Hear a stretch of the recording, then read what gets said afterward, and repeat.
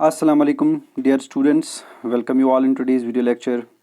Today we are going to continue the topic Vijayanagara, an imperial capital or the city of victory. Last कुछ lectures में हमने discuss किया था विजयनगरा के बारे में, इसके रूलर्स के बारे में, और फिर हमने डिस्कस किया कौन सी रिलेशंस थी विजयनगरा रूलर्स की उन रूलर्स के साथ जो रूल कर रहे थे उड़ीसा में या फिर डेक्कन में। तो इसके बाद हमने डिस्कस किया नायकाज या अमारा नायकाज कौन थे, और थोड़ा सा आर्किटेक्चरल फीचर्स के बारे में भी हमने डिस्कस किया है। आज के इस वीडियो में हम जानने की कोशिश करेंगे the core area of Vijayanagara empire. Core यानी वो कैपिटल सिटी के आसपास जो एरिया था वो कैसा था, कैसी कंस्ट्रक्शंस होती थी, कौन से लोग रहते थे, विजयनगरा रूलर्स की क्या रिलेशंस थी उन लोगों के साथ, यानी किस तरह से वो मेंटेन करते थे law and order in their empire. इसके अलावा देखते हैं क्या लोगों को कोई फ्रीडम मिलता था, जिसको हम कहते हैं रिलीजियस फ्रीडम या सोशल फ्रीडम, या इन विजयनगरा रूलर्स ने कौन कौन से टेम्पल्स कैसे बनाए और किन फेथ्स के साथ इनका जो रिलेशन था वो रहा। तो चले जाने की कोशिश करते हैं आज इस विजयनगरा के एम्पायर वाली वीडियो में इन्हीं चीज़ों के बारे में।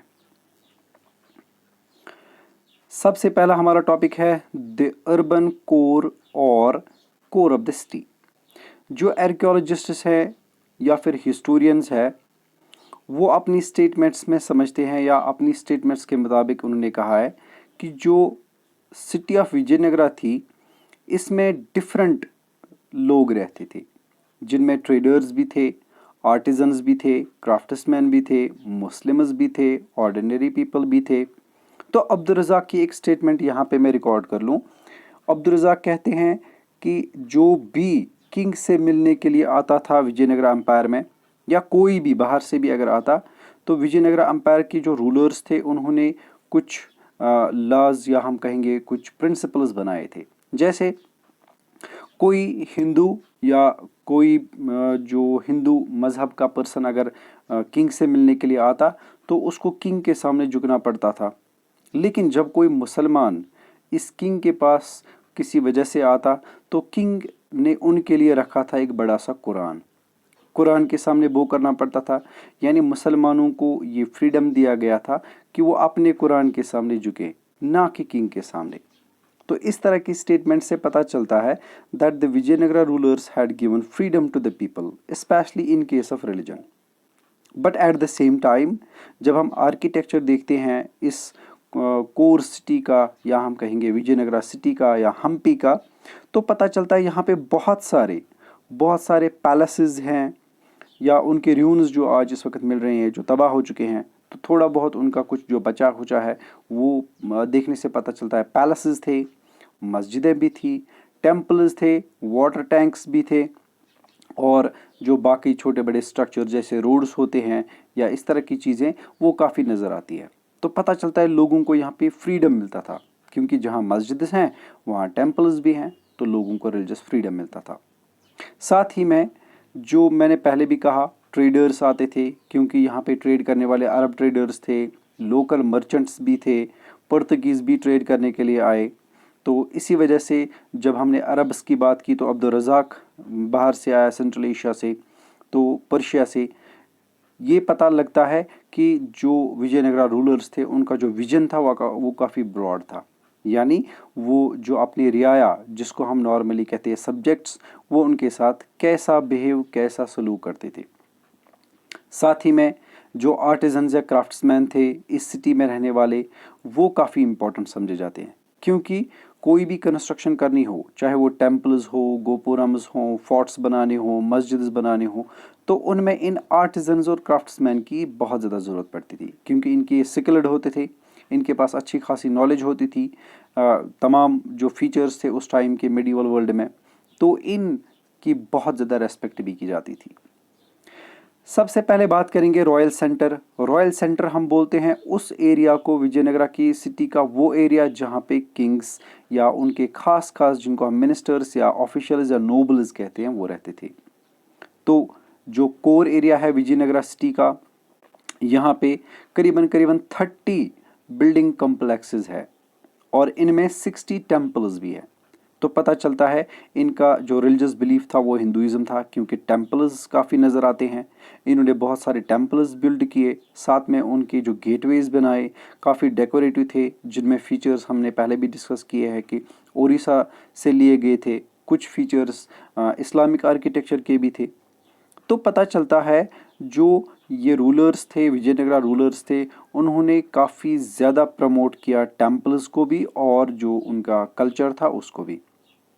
साथ ही में वो इन गॉड्स या गॉडेसेस जो भी यहाँ पे थे या जिनके भी टेम्पल्स बनाए गए, उनके साथ अपनी रिलेशन ज़्यादा दिखाई। यानी लोगों को ये क्लियरली बताया गया कि हम इन ही गॉड्स गॉडेसेस को मानते हैं। कभी तो ये भी समझते थे कि ये गॉड्स गॉडेसेस हमारी किंगडम की प्रोटेक्शन करते हैं। वो आगे हम देखेंगे पंपा देवी के बारे में, या जो बाकी गॉड्स गॉडेसेस इंपॉर्टेंट थे इनके लिए। तो अपने रूल को लिगिटिमेट करने के लिए ये ज़रूरी था कि वो किसी रिलीजन को फॉलो करते, उस रिलीजन को प्रमोट भी करते। साथ ही में उसके लिए टेम्पल्स बनाना, श्राइन्स बनाना या हाउसेस में श्राइन्स बनाना, ये काफ़ी इम्पोर्टेंट था।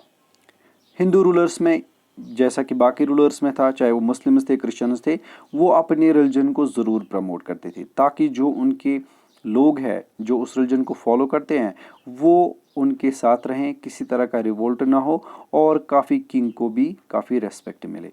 तो ये सारी चीज़ें तो वैसे पूरे वर्ल्ड में थी, तो विजयनगरम में भी इसमें कोई चेंज नज़र नहीं आती है। यहाँ पे आपके सामने विजयनगरा का कोर एरिया दिखाया गया है, आप गौर से देख सकते हैं। यहाँ पे डिफरेंट कॉम्प्लेक्सेस आपको नजर आएंगे। एक जो दूर थोड़ा सा नज़र आता है, वहाँ पे गोपुरम्स है, बिल्डिंग्स बनी है, और दूर से अगर देखा जाए तो कुछ इम्पोर्टेंट बिल्डिंग्स भी है, जिनमें यहाँ पे लोटस महल भी है, जिनमें यहाँ पे कुछ बाकी जो वॉल्स आपको नज़र आते हैं वो भी है, और इसके अलावा यहाँ पे 3-4 अलग अलग ग्रुपिंग्स में नज़र आते हैं। तो इससे पता चलता है कि आर्किटेक्चर पे इन लोगों का बहुत ज़्यादा होल्ड था, बहुत ज़्यादा इम्पोर्टेंस दी आर्किटेक्चर को। चारों तरफ देखने से पता चलता है हिल्स थे, जैसा कि हमने पहले भी बोला, ग्रेनाइट हिल्स। साथ ही में रिवर्स की हमने बात की, जो एक साइड से कृष्णा, रिवर कृष्णा, और दूसरी साइड से तुंगाभद्रा। खासतौर पे तुंगाभद्रा ये काफ़ी क्लोज था। तो डियर स्टूडेंट्स, आगे जानते हैं थोड़ा सा और। इन जो कोर एरिया था विजयनगरा का, यहाँ पे कुछ इंपॉर्टेंट स्ट्रक्चर्स थे, जिनमें एक इंपॉर्टेंट स्ट्रक्चर जिसको नाम दिया जाता है महानवामी दिबा, या इसको इंग्लिश में ट्रांसलेट किया गया हाउस ऑफ विक्ट्री। ये क्या था? The king's palace is the largest structure in the core of the city. Obviously king अगर है तो उसका पैलेस, उसका महल खान जहाँ पे वो रहता था, वो तो ओबेसली सबसे बड़ा होगा। उसके बाद अगर कुछ बड़ा होगा तो वो कोई उसका ऐसा स्ट्रक्चर जिसको इम्पोर्टेंस मिली हो। तो और भी 2 इम्प्रेसिव बिल्डिंग्स है, जिनमें ऑडियंस हॉल और महानवामी दिबा है। महानवामी दिबा को डोमिंगो पीज ने कहा है हाउस ऑफ विक्ट्री। ये इसको टाइटल दिया गया है house of victory. Audience hall के बारे में कहा जाता है ये काफ़ी हाई था, यानी ऊंचाई पे था, जिसको वुडन पिलर्स भी लगे हैं और एक दूसरे के क्लोज है वो वुडन पिलर्स, और बीच बीच में प्लेसेस भी है, यानी जगह, जिसको हम कहते हैं डोरवेज। तो ये पता नहीं चलता है कि ये जो ऑडियंस हॉल था या जिसको काफ़ी यूज़ किया गया है, ये किस चीज़ के लिए यूज़ होता था, अभी ये सोर्सेस से पता नहीं चला है। लेकिन हिस्टोरियंस या आर्कियोलॉजिस्ट्स वो एज्यूम करते हैं कि शायद ये जो बिल्डिंग थी, इसमें जो किंग होता था वो यूजुअली अपने खास खास ऑफिसर्स के साथ, मिनिस्टर्स के साथ, नोबल्स के साथ मीटिंग करता था। यानी ऑडियंस हॉल इसीलिए इसको नाम दिया गया है क्योंकि वहाँ पे किंग खुद भी रहता था, और जब उसे कोई खास मीटिंग करनी होती थी वहाँ पे बाकी लोगों को भी बुलाया जाता था। महानवामी दिबा जो और एक इम्पॉर्टेंट बिल्डिंग है, इसकी हाइट अगर देखा जाए तो ये करीबन 11,000 स्क्वायर फीट पे फैला हुआ है। हाइट इसकी 40 फीट है, यानी जो टोटल स्क्वायर एरिया है जिस पे ये बना है वो है 11,000 स्क्वायर फीट, जबकि इसकी हाइट 40 फीट के आसपास है। It was used by kings to display power, prestige, suzerainty on the occasion of Hindu festival Mahanwami during the autumn month of September and October. ये महानवामी दिबा इसीलिए इसका नाम पड़ गया है क्योंकि ये एक इम्पॉर्टेंट फेस्टिवल है जो सेलिब्रेट किया जाता है सितंबर अक्टूबर के मंथ्स में। और इस दिन विजयनगरा रूलर्स अपना पावर, अपनी आर्मी, अपनी प्रेस्टेज सब लोगों को दिखाते थे। यानी विजिट जिसको हम कहते हैं नॉर्मली लोगों तो को ये दिखाना कि हम कितने पावरफुल हैं। इस फेस्टिवल के कई सारे नाम हैं। नॉर्दर्न इंडिया की बात करें तो वहाँ पे इसको दशहरा कहते हैं। बंगाल की बात करें तो इसको दुर्गा पूजा कहते हैं। जबकि पेनिनसुलर इंडिया जो यानी सेंट्रल पार्ट ऑफ इंडिया है, इसको वहाँ पे नवरात्रि भी कहते हैं और कहीं पे महानवमी भी कहते हैं। तो इस फेस्टिवल पे किंग्स यूजुअली क्या करते थे, अपनी पूरी आर्मी को बुलाते, अपने तमाम ऑफिशियल्स को, नोबल्स को, जो इनके सबऑर्डिनेट चीफ्स थे जिनको आप नायकास कहते हैं, वो सब लोग इस फेस्टिवल के दिन किंग के पास आते गिफ्ट्स लेकर, प्रेजेंट्स लेकर। और वहाँ पे किंग अपनी आर्मी, अपनी पावर, अपनी वेल्थ सब कुछ वो लोगों के सामने एक्सप्रेस करता था, एक्सपोज करता था। मकसद सिर्फ इतना था that rulers are more powerful than the other people. तो इसीलिए ये महानवमी दिबा, जिसमें जो होल्डिंग कैपेसिटी थी वो हज़ारों की थी, क्योंकि ये 1000 स्क्वायर फीट्स पे फैला हुआ था। इससे पता चलता है कि हज़ारों लोग यहाँ पे जमा होते थे। और वो भी किस दिन, जिसको हम दशहरा कहते हैं, या दुर्गा पूजा, या नवरात्रि, या महानवमी। इसलिए इसका नाम भी रखा गया है महानवमी दिबा। डोमिंगो पीस इसको कहते हैं house of victory.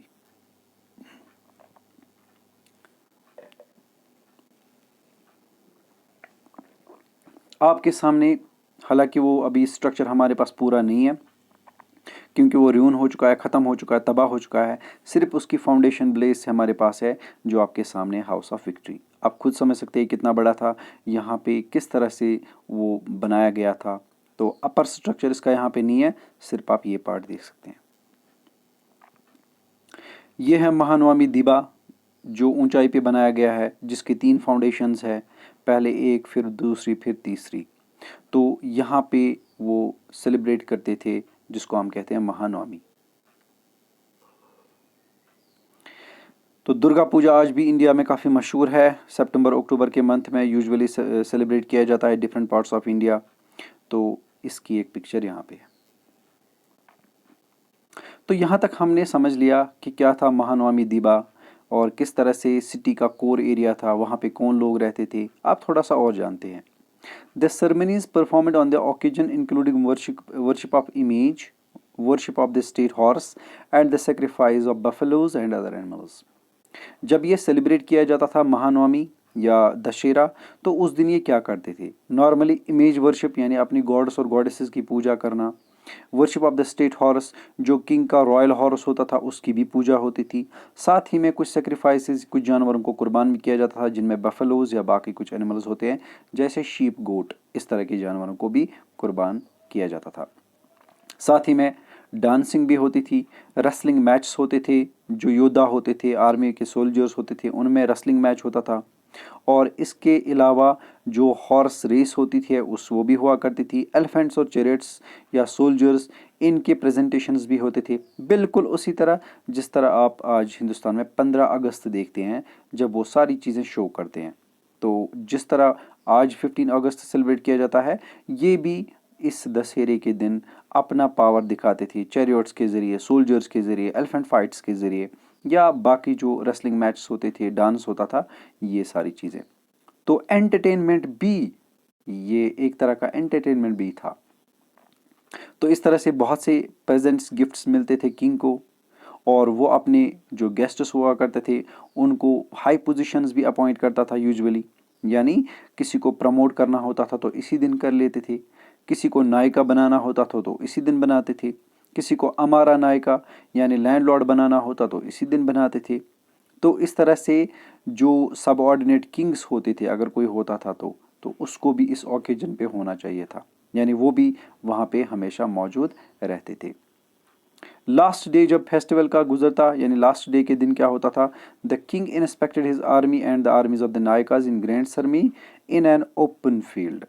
Last day के दिन किंग अपनी पूरी आर्मी को देखता था, उसके पास खुद की कितनी आर्मी है, नायकाज के पास कितनी आर्मी है, सारी आर्मी को फील्ड में बुलाते थे और इससे पता चलता था उसकी कितनी फौज है और कहाँ पे कौन सी चेंज लाने की ज़रूरत है। तो मैंने पहले भी कहा, इस मौके पे नायकास गिफ्ट्स भी लाते थे, अपनी आर्मी भी लाते थे, अपने ट्रिब्यूट्स भी पेश करते थे। तो जो जिसके पास होता था वो अपने किंग को प्रेजेंट करता था। कभी हॉर्सेस, कभी एलिफेंट्स, कभी ज्वेलर्स, कभी कोई और चीज़।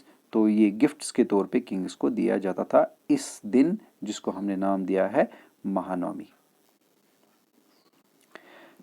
अब देखते हैं बाकी बिल्डिंग्स के बारे में जो इस रॉयल सेंटर के आसपास थे, या हम कहेंगे किंग के पैलेस के अलावा और यहाँ पे कौन सी बिल्डिंग्स थी। एक बिल्डिंग जो काफ़ी फेमस है, जिसको नाम दिया गया है लोटस महल, क्योंकि ये बिल्कुल लोटस शेप की तरह है। लोटस एक फ्लावर का नाम है जो काफ़ी मशहूर है, यूजुअली ग्रो होता है वाटर बॉडीज़ में, खासतौर पे डल लेक। तो जम्मू एंड कश्मीर में ये लोटस काफ़ी पाया जाता है और ये कुछ चीज़ों का सिंबल भी है, रिलीजियस पॉइंट ऑफ व्यू से भी, पॉलिटिकल पॉइंट ऑफ व्यू से भी। तो ये नेम लोटस महल, ये तो पता नहीं चलता है किसी सोर्स से, ये दिया था असल में ब्रिटिश ट्रैवलर्स ने इसको 19th सेंचुरी में। यानी लोटस महल इसका नाम नहीं है, बल्कि ये दिया गया है और देने वाले थे ब्रिटिश ट्रैवलर्स जिन्होंने 19th सेंचुरी में विजयनगरा विजिट किया। कुछ हिस्टोरियंस का मानना है ये वो प्लेस थी जहाँ पे किंग अपने खास खास एडवाइजर से मिलता था, यानी जो उसका मिनिस्टर होता था, जिनको हम कहते हैं दीवान, वजीर या सिपह सालार। ये वो लोग थे जो काफ़ी इंपॉर्टेंट होते थे और यहाँ पे होती थी कॉन्फिडेंशियल मीटिंग्स। इस तरह से बाकी बिल्डिंग्स में हम एक और चीज़ों की बात करेंगे, वो है ब्यूटीफुल टेम्पल्स। ब्यूटीफुल टेम्पल्स जो विजयनगरा रूलर्स ने बनाए, उनमें एक टेम्पल है हज़ारा टेम्पल, जिसका आर्किटेक्चर आज भी काफ़ी मशहूर है। तो यहाँ पे प्लेस की गई है इमेजेस ऑफ डाइटीज, डाइटीज माने गॉड्स और गॉडेसेस। तो अब वो मौजूद नहीं है शायद, तो पहले वहाँ पे रखते थे। तो जो सेंट्रल पोर्शन होता था टेम्पल का, तो जिसको हम सेंट्रल हॉल भी कहते हैं, वहाँ पे रखा जाता था मोस्टली डाइटी। डाइटी यानी जो आइडल या इमेज होती है किंग, सॉरी गॉड या गॉडेस की। तो कौन से किंग्स, सॉरी कौन से गॉड्स और गॉडेसेस रखते थे? रामायणा, रामायणा में जितने भी गॉड्स और गॉडेसेस के नाम आए हैं वो अक्सर इन टेम्पल्स पे पिक्चराइज किए गए। मतलब जो ये टेम्पल्स बनाए गए, खासतौर पे हज़ारा टेम्पल, इसकी जो वॉल्स हैं उनको डेकोरेट किया गया उन स्टोरीज से जो रामायणा और महाभारत, मोस्टली रामायणा में है। यानी रामायणा में जिन भी कैरेक्टर्स का नाम आता है वो बनाए गए हैं इन वॉल्स पे। हिस्टोरियंस के मुताबिक this temple was not probably used by the Kings and his family. तो इसका मतलब ये हुआ, ये जो हज़ारा टेम्पल था या इस तरह के टेम्पल्स थे, यहाँ पे किंग या क्वीन या उसके फैमिली का कोई मेंबर नहीं जाता था, क्योंकि यहाँ पे कोई ऐसी एविडेंस नहीं मिल रही है कि ये ज़्यादा डेकोरेटिव हो जैसे कि किंग्स के अपने टेम्पल्स या उनके अपने जो भी रिलीजियस प्लेसेस होते थे। यहाँ पे शायद आम लोग यूजुअली अपनी पूजा पाठ के लिए जाते थे। यह है लोटस महल, आपके सामने दिख रहा है, लोटस की शेप में है।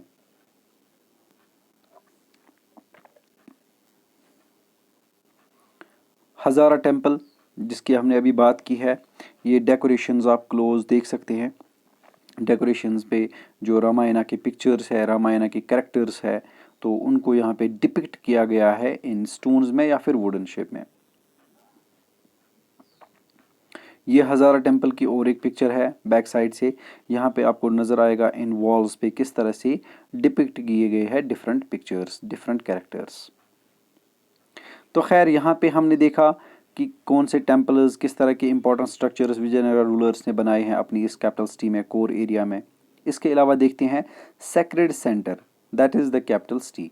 असल में जहाँ पे कैपिटल थी उसकी बात करेंगे। विजयनगरा रूलर्स जो थे उन्होंने ऐसी प्लेस चूज़ की थी कैपिटल सिटी के लिए जो बिल्कुल सेफ हो, और साथ ही में इस कैपिटल के आसपास पानी का होना बहुत ज़रूरी था। और जैसा मैंने पहले भी कहा, इसके चारों तरफ ग्रेनाइट हिल्स थे और साथ ही में बहने वाला काफ़ी मशहूर दरिया, काफ़ी मशहूर river, that is Tungabhadra river. इसी तुंगाभद्रा रिवर से इनको पानी मिलता था, जिसको ये सिटी में भी सप्लाई करते थे थ्रू चैनल्स या कैनाल्स, और साथ ही में इरिगेशन के लिए भी इसी तुंगाभद्रा रिवर का पानी यूज़ किया जाता था। ट्रेडिशन के मुताबिक जो हिल्स थे These hills sheltered the monkey kingdom of Vali and Sugriva, mentioned in Ramayana. थोड़ी देर पहले हमने रामायणा की बात की। रामायणा की जो कैरेक्टर्स थे उनको डिपिक्ट किया गया हजारा टेम्पल पे। तो यहाँ कुछ इंपॉर्टेंस देखने को मिलती है। ट्रेडिशन के मुताबिक, जो ट्रेडिशनल स्टोरीज है उनके मुताबिक, जो ये जगह थी जो ग्रेनाइट हिल्स के बीचों बीच थी, वहाँ एक पीरियड में एक किंगडम हुआ करती थी जिसको कहते थे मंकी किंगडम। और ये मंकी किंगडम थी किनकी? वाली और सुग्रीवा। ये दोनों नाम है रामायणा में। मंकी किंगडम इसलिए क्योंकि ये वाली और सुग्रीवा काफ़ी मशहूर है इस मामले में, क्योंकि इनको मंकी गॉड्स भी कहते हैं। तो इन्होंने जो किंगडम बनाई वो यहीं पे बनाई थी। लेकिन दूसरा एक ट्रेडिशन वो ये भी कहता है कि यहाँ की एक मदर गॉडेस थी जिनका नाम था पंपा देवी। तो उस पंपा देवी ने काफ़ी ज़्यादा मुश्किलें फेस की इन हिल्स के बीच वाली प्लेस को बचाने के लिए। एक तो ये, दूसरा उन्होंने बहुत ज़्यादा तकलीफ़ बर्दाश्त की थी, उनके साथ काफ़ी तकलीफ़ें पेश आई टू मैरी वीरूपक्षा। वीरूपक्षा असल में है अवतार लॉर्ड शिवा का। अवतार का मतलब क्या होता है? इनकारनेशन, यानी एक गॉड जो अब नहीं है, उसी गॉड का कोई और आया है ह्यूमन फॉर्म में, जिसको हम कहते हैं इनकारनेशन। इनकारनेशन का मतलब क्या होता है? कोई गॉड जो पहले था, अब वही गॉड दोबारा इंसानी शक्ल में आ गया, किसी और नाम से, किसी और शक्ल में। इसको हम कहते हैं अवतार। तो कहा जाता है जो वीरूपक्षा था ये असल में लॉर्ड शिवा का अवतार था, और इसकी मैरिज होनी थी पंपा देवी के साथ, जो नहीं हो पाई और जिसमें काफ़ी मुश्किलें पेश आई। और ये वही जगह थी जहाँ पे उसको ये सारी तकलीफ़ें फेस करनी पड़ी। तो वो इन्हीं जगहों पे, इन्हीं हिल्स के बीच में वो यहाँ पे रही। तो Virupaksha was the guardians deity of the kingdom. तो जो विजयनगर रूलर्स थे वो ये मानते थे कि हमारी इस किंगडम को बचाने के लिए कौन आएगा? वीरूपक्षा। तो वीरूपक्षा की इस इम्पोर्टेंस की वजह से इन विजयनगरा रूलर्स ने भी इस जगह को काफ़ी इम्पोर्टेंस दी। तो फिर उसके बाद to this day the marriage between Pampa Devi and Virupaksha is celebrated annually in Virupaksha, in the Virupaksha temple. तो वीरूपक्षा टेम्पल भी यहाँ पे है और सेलिब्रेट किया जाता है उनकी मैरिज का दिन। जब उनकी मैरिज बाद में हो गई, इतनी पेन्स के बाद, इतनी प्रॉब्लम्स के बाद, तो ये दिन सेलिब्रेट किया जाता है यहाँ पे वीरूपक्षा टेम्पल में। तो ये कुछ ट्रेडिशनल स्टोरीज़ है जिनसे पता चलता है ये जो कैपिटल सिटी चूज़ की गई थी ये ऐसे ही चूज़ नहीं की गई थी। कुछ जियोग्राफिकल रीजंस भी थे और कुछ रिलीजियस रीजंस भी थे। रिलीजियस रीजंस हमने पहले भी बोला कि यहाँ पे कभी किंगडम हुआ करती थी मंकी किंगडम, वाली और सुग्रीवा की। कुछ लोग कहते हैं पंपा देवी ने जो जिसकी मैरिज होने वाली थी वीरूपक्षा के साथ, तो शादी में काफ़ी प्रॉब्लम्स फेस करनी पड़ी, उसको काफ़ी तकलीफ फेस करनी पड़ी, यहाँ तक कि इन पहाड़ों के बीच में वो छुप भी गई थी। सो इस वजह से कभी ये भी कहा जाता है कि वीरूपक्षा इस किंगडम का, जो भी यहाँ पे किंगडम बनेगी उसकी प्रोटेक्शन करेगा। तो सेलिब्रेट भी किया जाता है ये दिन मैरिज के तौर पे बिटवीन पंपा देवी एंड वीरूपक्षा। यह है वीरूपक्षा टेम्पल जो काफ़ी मशहूर है इस वक्त भी। आप देख सकते हैं इसके गेटवेज दो साइड में, हालांकि ये टेम्पल नहीं है, इनके बीचों बीच जो कंपाउंड है वहाँ पे प्रिंसिपल डाइटी हुआ करता था। तो ये दो साइड से जो है दीज आर कॉल्ड गोपुरम्स, यानी वो गेटवेज जहाँ से एंटर होते हैं। चारों साइड से वॉल्स और खूबसूरत सी पहाड़ियाँ जिनको हमने ग्रेनाइट हिल्स कहा। यह है वीरूपक्षा टेम्पल जहाँ पे यूजुअली ये दिन सेलिब्रेट किया जाता है जिसको मैरिज डे कहा जाता है between Pampa Devi and Virupaksha. So among these hills are found Jaina temples which were built before the Vijayanagara kingdom. Vijayanagara kingdom से पहले यहाँ पे कुछ टेम्पल्स ऑलरेडी बनाए हुए थे जो जैन टेम्पल्स थे, यानी जैनिज्म के टेम्पल्स थे, वो भी यहाँ पे इस वक्त मौजूद है। According to sources, temples were built long before Vijayanagara rule by the dynasties such as Palwas and Cholas, Cholukyas and Hosalas. ये कुछ किंगडम्स थी जिन्होंने जैनिज्म को प्रमोट किया और जैन टेम्पल्स बनाए। हालांकि उन्होंने और भी हिंदू टेम्पल्स भी बनाए, लेकिन जैन टेम्पल्स जो यहाँ पे मौजूद है कहा जाता है ये पालवास, चोलास, चालुक्यास एंड होसालास ने बनाए हैं। तो विजयनगर रूलर्स ने इसी खास जगह को, टेम्पल सिटी को, अपना कैपिटल सिटी बना दिया। तो इसी वजह से इसको कहते हैं सेक्रेड प्लेस, यानी वो प्लेस जो मजहबी लिहाज से काफ़ी इम्पॉर्टेंट हो। In fact the Vijayanagara kings claimed to rule on behalf of the god Virupaksha.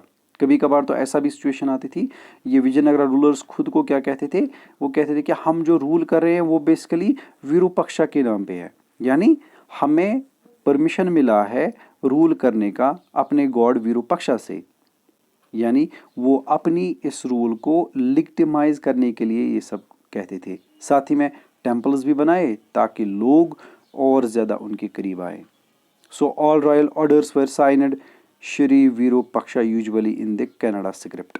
जितने भी ऑर्डर्स पास किए जाते थे, जो भी किंग हुक्म देता था, वो एक कागज़ पे लिखा होता था। उस पे किंग का नाम नहीं बल्कि नीचे लिखा होता था श्री विरूपाक्षा, यानी ये जो हुक्म है, ये जो रॉयल ऑर्डर है, ये किसी किंग का नहीं है बल्कि एक गॉड का है। ओबियसली अगर ऐसा क्लेम किया जाए तो पॉसिबिलिटी है लोग उसके खिलाफ तो नहीं जाएंगे, लोग रेस्पेक्ट ही करेंगे रिलीजियस पॉइंट ऑफ व्यू से। So rulers also indicated their close links with the gods by using the title Hindu Saurashtraya Sauratna, which literally meant Hindu sultan. ये अपना जो टाइटल रखते थे वो रखते थे हिंदू सुल्तान, जिसको हम कहते हैं सुरत्रना, यानी हिंदू सुरत्रना। हम हिंदू रूलर्स है, it means we are promoting Hinduism. So temples were patronised by these rulers, Nayakas, traders and merchants. सब ने टेम्पल्स बनाए, उनको पैट्रोनाइज किया, उनके लिए जो भी चाहिए था वो सब प्रोवाइड किया। तो इस तरह से ये पता चलता है कि एक हिंदू किंगडम थी। लेकिन बाकी रिलीजन्स के साथ हमने पहले भी डिस्कस किया कि ये लिबरल थे उस लिहाज से, क्योंकि सारे लोगों को अपना रिलीजन फॉलो करने की इजाज़त थी, इंक्लूडिंग मुस्लिम्स। गोपुरम्स की खास बात है यहाँ पे। गोपुरम्स यानी जो जिनको हम कहते हैं रॉयल गेटवेज, बड़े बड़े गेटवेज, ये ज़्यादातर इसी किंगडम से पता चलता है, इसी किंगडम से हमें पता चलता है कि किस तरह से गोपुरम्स बनाए जाते थे। साथ ही में मंदापास, मंदापा बोलते हैं उस जगह को जहाँ पे गॉड या गॉडेस की इमेज या आइडल रखा जाता है।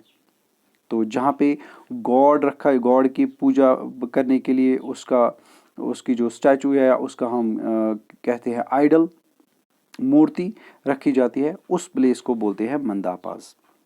सो the important feature of temple architecture during Vijayanagara period were royal gateways called gopurams of temples, क्योंकि एंटर करने के लिए गेटवे होना चाहिए था, और ये गेटवेज काफ़ी डेकोरम होते थे, काफ़ी आर्किटेक्चरल होते थे, काफ़ी ऊंचे भी होते थे, और इनको ज़्यादा मेहनत से बनाया जाता था।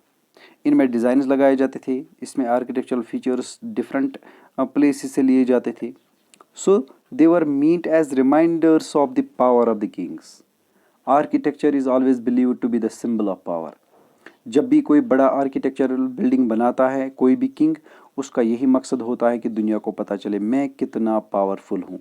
जैसे मुगल्स की बात करेंगे, ताजमहल, या सुल्तान्स की बात करें, कुतुब मीनार या गेटवे ऑफ इंडिया, या जितने भी ये सारी चीज़ें बनाई गई, इनका सिर्फ एक ही मकसद था, लोगों को पता चलना चाहिए how much powerful we are. तो यहाँ पे भी ये दिख रहा है। साथ ही में मैंने बोला था गोपुरम्स इसलिए भी ऊंचे होते थे ताकि उनकी जो टावर वाला पोर्शन है, टॉप पोर्शन, वहाँ पे बैठ के देख सकें हम पूरी सिटी में क्या हो रहा है, कोई दुश्मन तो नहीं आ रहा है हमला करने के लिए। So these also acted as watch towers, यानी नज़र रखने वाली जगह। तो इसके लिए चाहिए था पैसा बहुत ज़्यादा, टेक्निक्स, स्किल, जो कि ऑलरेडी इस सिटी में मौजूद था। आर्टिजन्स, क्राफ्ट्समैन, पैसा इनके पास बहुत ज़्यादा था, क्योंकि पैसों के बगैर तो ये पॉसिबल नहीं है, रिसोर्सेज के बगैर ये पॉसिबल नहीं है। मटेरियल यूजुअली वही यूज़ होता था जो यहाँ पे अवेलेबल था, जैसे ग्रेनाइट स्टोन ग्रेनाइट हिल से मिलता है, तो ये ज़्यादा यूज़ किया गया है। They also signalled the presence of the temple from a great distance. दूर से कोई अगर आता तो उसको गोपुरम्स नज़र आते थे, क्योंकि ये काफ़ी ऊंचे होते थे गेटवेज, तो उसको नज़र आता था कि सामने कोई टेम्पल है। तो इस तरह से वो उस सिटी में एंटर होने के लिए जाता था। तो यानी ये अट्रैक्ट भी करते थे लोगों को आने के लिए। So other distinctive features of temple architecture include mandapas और पेविलियंस। मैंने पहले भी कहा, मंदापा बोलेंगे या पेविलियंस बोलेंगे, वो वाला पार्ट होता है मंदिर का, कंपाउंड का, जहाँ पे सिंपली प्रिंसिपल डाइटी रखा जाता है, यानी गॉड या गॉडेस की इमेज या फिर उसकी मूर्ति रखी जाती है, उसको बोलते हैं मंदापा या pavilions. So these features can be clearly seen in 2 temples. 2 temples मैंने पहले भी ऑलरेडी दिखाया आप लोगों को, विरूपक्षा टेम्पल जो हम्पी में है यानी कर्नाटका में, और विठला टेम्पल जो ये भी टेम्पल हम्पी में ही है, यानी दोनों के दोनों कर्नाटका में ही है, विरूपक्षा भी और विठला भी। विठला टेम्पल आज के नोट्स पे भी है, जो करेंसी नोट्स आज इशू हुए हैं 2020 या 19 के बाद, उन पे भी ये दिखाया गया है।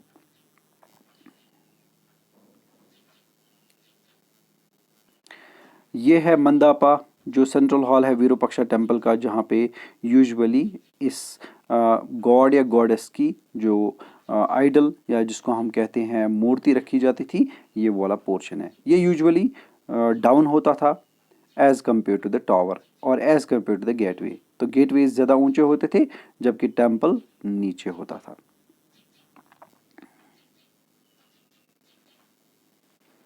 यह है मंदापा और central hall of Vitthala temple.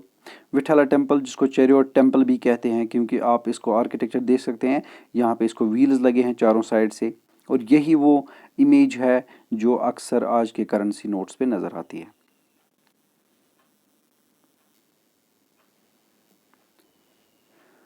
तो इंशाल्लाह आने वाले दिनों में हम थोड़ा सा और डिस्कस करेंगे विजयनगरा के बारे में। आपकी कमेंट्स बहुत ज़रूरी है ताकि हम भी जान सके कि आपके क्या व्यू पॉइंट्स है रिगार्डिंग दिस वीडियोस। अगर आपको अच्छे लगे तो हमारे चैनल को सब्सक्राइब कीजिए। नेक्स्ट टाइम फिर मिलते हैं अगले वीडियो में, तब तक के लिए अल्लाह हाफिज़।